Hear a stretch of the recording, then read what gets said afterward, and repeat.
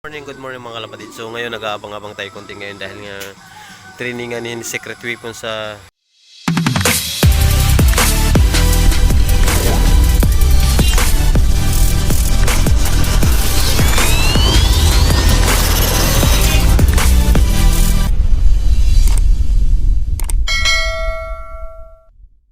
Secret Weapon sa BFRC mga kalapatid. So sa Umingan, Pangasinan ang bitaw niya. So rinilis kaninang 6:40 mga kalapatids. Ito nga.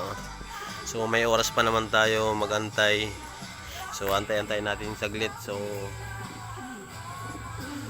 medyo magba-vlog lang tayo ng konti. Update lang tayo sa mga kan natin, sa mga followers natin na sa bago pa lang tayo nagkuhan sa reels sa video. So sana suportahan nyo din ako mga kalapatids. So para pare-pareha tayong aangat at saka magkaroon tayo ng maraming blessing din mga kalapatids. Yun. So yun yung mga kalapatids.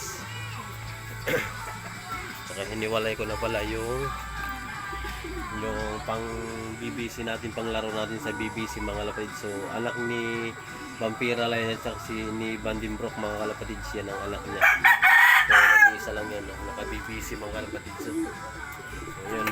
So ito inaantay niya mga kalapatids si Secret Weapon, yung pares niya. Ito si Tanggol.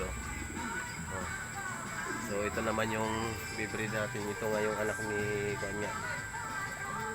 So yun, si Vampira Line at saka si Bandimbrook, yung red na yan mga kalapatids.